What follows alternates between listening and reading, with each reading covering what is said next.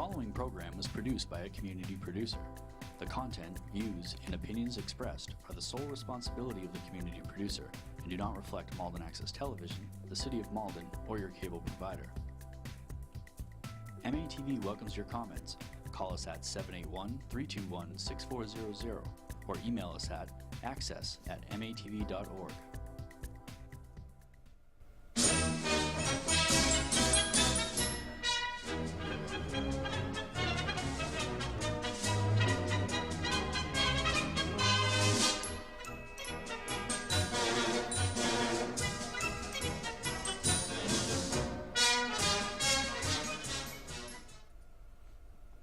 Hello everybody, and welcome to another edition of Malden Disabled American Veterans on the Go. I'm your co-host, Mark Golub, along with my sidekick, Mr. Arthur Kahn. Thank you. Both of us are former veterans serving our country proudly and happily. We have a very special program here today. Three of our local service officers who are going to talk about their work and their history and so forth. From my left, Mr. Hector Erinna, Ms. Karen Burke, and Mr. J. Pinette. We're very happy to have all of you with us today. Thank you. So, Mr. Khan and I will ask a few questions over the next half hour, and we're very happy that you've joined us today.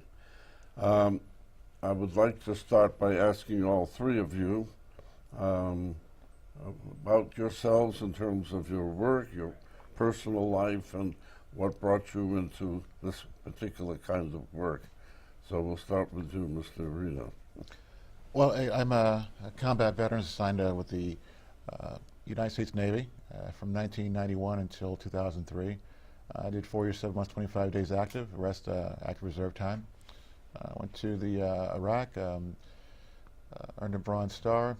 And as far as our work here, I actually got into it mostly with taking my father to the VA through his exposure to Agent Orange and learning on that end. And as the years progressed, working for the VA as a work study and parlaying that into being hired as the Wakefield Veteran Service Officer. And how long have you been doing this? I've been the Veteran Service Officer. I came on this year in the spring, and not that long, but it's been a pretty fast, a pretty steep learning curve, but we've been pretty well. Do you have a family? Yes, sir. I have 2 boys.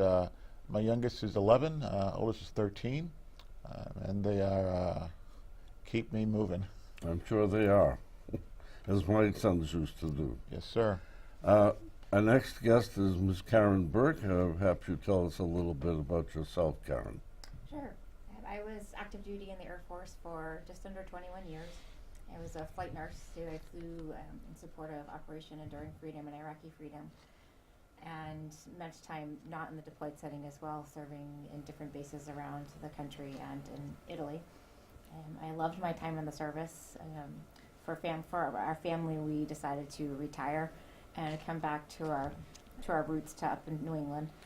And I wasn't ready to stop serving yet because I love working with military people. I loved my time in the service, and I wanted to continue to serve the veteran population. So when the Veteran Service Officer opportunity opened, I applied for the job and thankfully was hired. I started in Wakefield as a part-time VSO, and then when Alicia Redden moved on to a different job in Melrose as the district director, I took over for her position. So I love my job working with fellow VSOs and working with the veterans in the community. And your schooling or your family? Oh, yeah, school. I went to nursing school at Villanova, and then I did ROTC, so I entered active duty right after that, and I loved it, so I stayed with that until I retired a couple of years ago. My family is, I grew up in New Hampshire. I have a husband and a son, and we live in Stoneham. That's wonderful. Thank you for being here today. Finally, Mr. Pinette. Well, thank you for having us today. I grew up in Arlington. My father's family has very deep roots here in Malden, Adams Street, Beltran, Murray Hill Road. So there were, as I was told earlier today, there were a lot of Pinettes here in town on the police department, etc.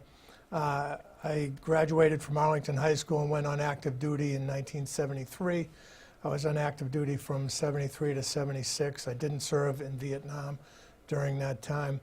I got off of active duty with the idea of becoming a state trooper, and unfortunately the staties weren't hiring at the time, so I wanted to go back on active duty, and my recruiter said, join the reserves to keep your time and grade and your rank current. And so I went down to the Fargo building in South Boston and joined the reserves, and I actually ended up staying in the reserves for 19 years. Was an infantry battalion dispersed around New England.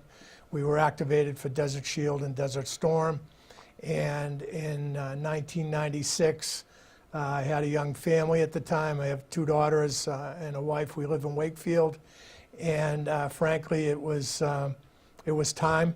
It was becoming a lot to balance family and education. I was going to school in the evenings. I have a bachelor's and a master's from Bentley down in Waltham.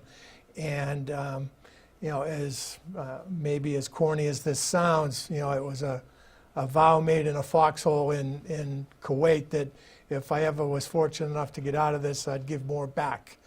So when I retired from my civilian career in last year, I had been involved at the Wakefield Advisory Board for a number of years, working with Karen and her VSO capability. So earlier this year, when Karen moved down to Melrose, there were openings in both Wakefield and Saugus. Saugus had been without a VSO for quite a while, so Karen asked me if I would like to come out of retirement and serve in Saugus. I started in Saugus in February, and as Hector said, it's been a very steep learning curve, but it's the type of a job that I wouldn't have taken another job.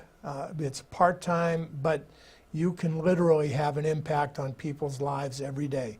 There are people that come in that need help with VA claims, or just we have a program here in Massachusetts for lower-income veterans and their dependents called Chapter 115. So we spend a lot of time administering those benefits and trying to help our clients negotiate the VA and other bureaucracies that are able to help them. And much like the VSO here in Malden, Mr. Kevin Jarvis, who has been a great help to we newer folks and the thing, we're very fortunate that the cities and towns in Massachusetts have veteran service officers that can help the veterans and their families get the benefits that they deserve and earned. Thank you, Jay. My pleasure. And for those in our audience who don't know initials, VSO stands for? Veteran Service Officer. You got it. Thank you, all of you. And Hector didn't mention, but I want to brag about it for a bit. He did a year, or have him tell you about some of the time he spent working with the VA, because he has a vast knowledge about the VA system within the healthcare system from his internship. That's great. Thank you. Arthur has the next question. Sure. Well, it might be a little bit repetitive, but in all my years of helping out Mark Golub, you 3 have so much to offer: the Navy, the Army, and the Marines, and I'm very happy to be able to be with you. My question is, what got each of you started in your career to help out the veterans throughout the country of the United States of America? Hector first. Well, like I mentioned earlier, I was signed into the service. I started service at age 17, and in that system, we initially went to Desert Storm, and my father was going to go also. My mother raised holy heck, not for both of us to go at the same time. So the Navy, the Department of Defense, they basically had my father stay in Europe at the time. So fast forward later, my father unfortunately was exposed to high amounts of Agent Orange during service in Vietnam in 1970-71 while I was assigned to the 101st Airborne Division. And he contracted terrible skin cancers and other associated conditions.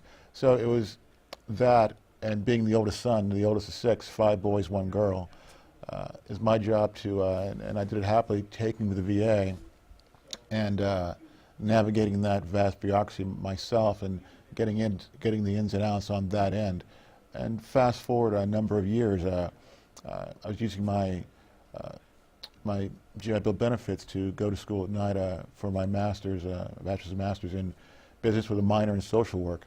So I had an internship for a year at the VA at Bedford, Massachusetts, and learning that, seeing the both sides of the coin, so to speak, the family side from the outside looking in, and from the quasi-employee side from the inside looking out, it gave me some skills, some inside on-the-ground experience to see how the bureaucracy works, how to navigate it more efficiently, and to bring it out to my position here as a VSO, and to share that knowledge with my colleagues here and other veterans who happen to walk in.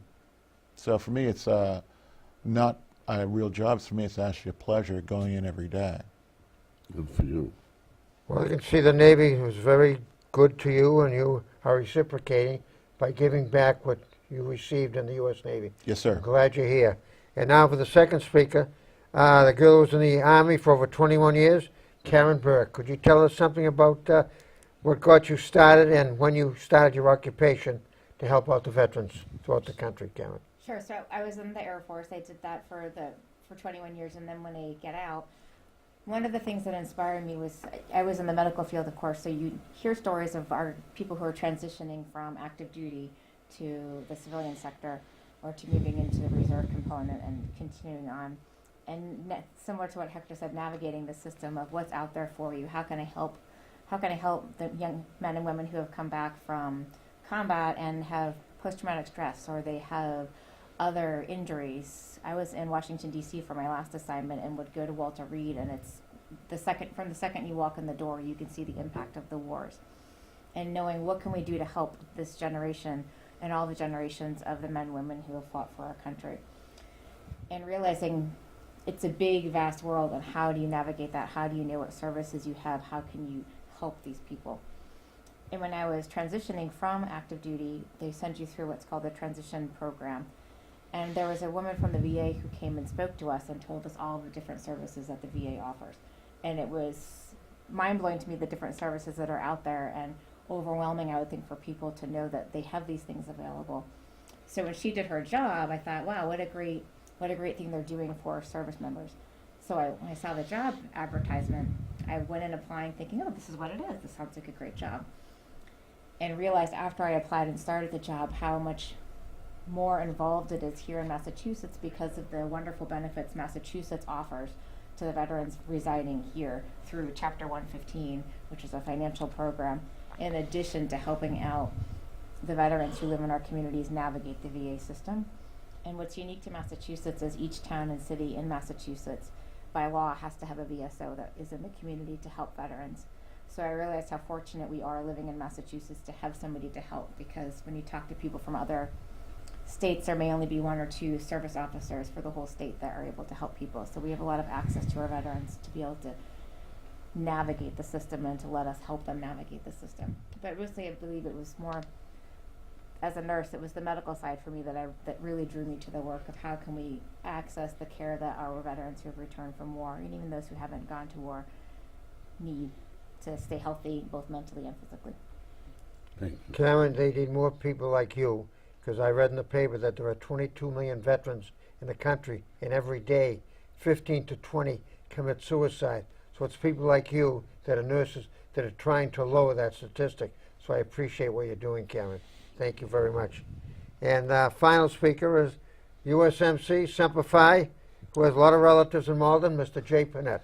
Well, I really can't expand on what Hector and Karen have already said because in speaking with the fellow VSOs, Kevin Jarvis here in town, I get the impression that everybody is in this for almost the same reason, that we have seen the impacts of war that they can have on our troops and some of us personally, and we've seen the benefits that can be derived from getting people the help that they need. And as I said earlier, one of the things that I wanted to try to do when I was fortunate enough to come back here was to give back, to try to help other people. And I'm very active in Wakefield and getting more active in Saugus. And I think it's our jobs right now, one component of it is to try to do outreach, to make sure through programs like this, through being involved in different organizations around town, to get the word out in the community among the veterans and or their dependents that VSOs and other services are available to them. And I think one of our jobs is to try to get people to take that first step. You know, one story I'd say is that I had two veterans, both in their early 90s, come into the office. Both served in World War II and Korea. And they came into the office. I think their wives were actually dragging them by the ear into the office because both of them were going to try to get benefits from the VA. But they both believed that by doing so, they'd be taking a benefit from somebody else. And I think our job is to make sure that the public understands that these are benefits that our veterans and their families have earned. And by applying for these veterans, they're not taking something from somebody else. But it's to get people to take that first step, to come down to City Hall or Town Hall, meet with their local officials. And the one thing that's really rewarding about our jobs is that every day we may have an impact on somebody's life. We may be able to get them some financial resources. All of the towns have food pantries. We're able to give people in town some food on a monthly basis. So it's really rewarding when you see people coming in that are really in a need, whether it's financial or housing, whatever have you, and you're able to make an impact on their lives. There aren't a lot of jobs where you can have a direct impact on somebody's life every day. And for me, and I'm sure that most of my colleagues, if not all of my colleagues, that's why we're doing what we're doing. Because you certainly don't do a job like this to get rich. You know, you take the job like this to make an impact on somebody's life. Your colleague Kevin Jarvis made a comment similar to what you just said when he was on with us last year. I have the next question. In your opinion, what is the current state of veteran services in your area? Maybe we'll start with Jay. Well, I think one of the things that we face is, I think, the stigma that's been, rightly, wrongly, whatever have you, attached to the VA. And you know, a lot of people are very frustrated when they come into our office. First, they think that we work for the VA, which we don't. But they've had a bad experience with the VA, or they've heard of somebody, or they've seen the coverage on television where things have not been done as one would hope for our veterans. So, you know, when we have people come in, that's one of the things that we need to try to do is break down the barriers that they have and try to make them more amenable to apply for benefits and help them negotiate the VA system. Hector has probably forgotten more about the VA than I will ever know. But if I've got a question, all I need to do is pick up the phone and call. Kevin here in Malden has been very helpful with some young veterans that I've heard of in the city. And every VSO that I've met gives me a business card, said, if you've got a question, call me. Because they want to help you do the right thing for our veterans. Great. Karen? Yeah, I think really Jay hit it spot on. I wouldn't have much to add except that, you know, just opening the door to know that there's this big network of people. There's a whole lot more good than bad, and I think the bad gets a lot of the attention and the press, but to focus on all of the good that there is out there and the amount of people in the VSO community, in the VA world, in the DoD world that are out there and want to get help and want to offer that help. It's letting people know that it's out there, be open to receiving, and to be open themselves up to let people help them, which I think is a big step and can be hard to do, but to focus on all the positive and fix what we can and try and improve where we can, but also to focus on all of the good that already is out there. Thank you, that's great. And Hector? Sergeant Major Pinette's been too kind. Essentially, it's It's correct. Depending on what he's saying is that there has been a stigma. But, and I can come in and say that I've been through the actual, the classic battle VA, or so they say, and it actually wasn't all that bad as the actual bureaucracy getting through. And all three of us here and others throughout the state, we act as advocates for families, individuals, and we talk about individuals that need help. The hardest is reaching veterans who are under 35, under 40, and that goes to the point your colleague spoke about, the averaging 22 individuals a day who are killing themselves. And it's a demographic that we're breaking our hump trying to get to. And we hope that the viewers out there, if they know someone who's coming back from the current combat, who are doing 8, 9, 10, 11 tours, would reach out to us to get those individual help or counseling or financial assistance. And it's not just them, it's the whole family unit, because the spouses and the children, they're actually part of that veteran family. And those individuals, we actually do quite a bit of our outreach to them also. A large part of our job, unfortunately, is helping widows that come in at odd times, individuals who are homeless who come in at odd times that people don't see, especially now coming towards the holiday season where it's getting colder out there.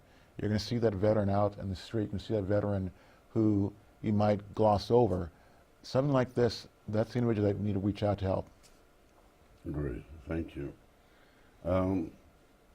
We're moving on a little bit here. By the way, before we close, Arthur, I'm going to ask you to list some of the upcoming programs that our local DAV is working on, and how you can get in touch with the DAV if you are a veteran or just a person interested in what we do. Arthur, you're next, I believe. Just lightly, I'll touch on a few things. DAV chapter monthly meetings, the last Monday of every month at 6:30. The auxiliary meets the second Thursday of every month at 5:30. DAV Sunday, Chelsea Soldiers Home, December 2nd, this 2018. Our past commander's breakfast, and the chapter is Sunday, April 7th, 2019. Our joint installation of officers, chapter headquarters, 85 Willow Street, Sunday, May 5th. Our midwinter conference, where our incoming state commander will be there, Washington, D.C., February 23rd to 27th. Department of Massachusetts Convention, Doubletree Hotel, Leominster, Mass., June 13th. And the National Convention for the DAV, Orlando, Florida, August 2nd through the 7th. And our chapter service officer is available for appointments. And the number is 33324-9669. Her home phone, 617-335-6694. Her name is Deb Olson. She's fantastic when it comes to veteran service and veterans benefits. Thank you, Mark. Sure. Now, you talk about what can be done to improve the situation. The current combat here in the United States is engaged in from 1990 to the current day. We've created a new class of veterans, and essentially it's about $5 trillion of the T that would take to sustain them for 50 years out. So really, to be honest, in this fiscal environment, that kind of money is not going to come about. So that's where the bottleneck's happening. So what we need from the actual viewers is actually folks to come out and volunteer their own time and abilities to help us in that endeavor. We'll move on. Are there any changes being contemplated, Jay? I'm not aware of any changes. One of the things that I think poses a problem for us is trying to keep abreast of changes that are happening more on the federal landscape. As Hector was alluding to, a lot of what we do may or may not be hamstrung by funding. And as long as at the local level we still have access to funds for some of these veterans activities, but I think one of the largest funding burdens is going to be at the federal level. With tens, I don't know how many millions of veterans have been created in the post 9/11 era, and I think that the will is there to help the veterans, but that will needs to be, in many cases, translated into funding. You know, as we've seen at local institutions, it's, I think bad news is publicized more often than good news. I think most recently the facility down in, was it New Bedford, was highlighted as being suboptimal. You know, my involvement with the VA has been great. Whenever I make a call, you're never sure where the call is going to be picked up. It could be in Minnesota, it can be California, but I really get the impression that from the folks that I talk with that work at the VA, they want to help. They want to make sure that they're giving you the right information. But because so many of these programs are still evolving, will they have proper funding? Will they have long-term funding? Is the funding going to be there to build new facilities, upgrade facilities? Here locally at the Chelsea Soldiers Home, it took a long time to get the funding for that. You know, the facility, if you go over there, you certainly can see that the facilities require some major renovation to provide the type of care that these veterans in need require. And, you know, unfortunately, the bad news is always out there, but for us, it's trying to stay abreast of the changing regulatory environment. But I think the biggest burden that we're all facing is how do you get the younger veterans to come to your front door? You know, and these, you know, there's a homeless veteran in Saugus that we're chasing to try to get him into some sort of a care facility. We've got members of the public reaching out to us, but how do you get them to take that step? We are about to complete our program. We want to thank our three wonderful guests out tonight, Jay, Karen, and Hector. They did a great job, and very proud of all that you do for our veterans. And we'll see you all again the next time. If I could just say, Mark, that these three people, their cities are lucky to have you as a veteran service officer. You're full of a book full of knowledge. Keep up the good work to support our wonderful veterans. Thank you for having us. We appreciate it. I had met the other young lady. I was very impressed.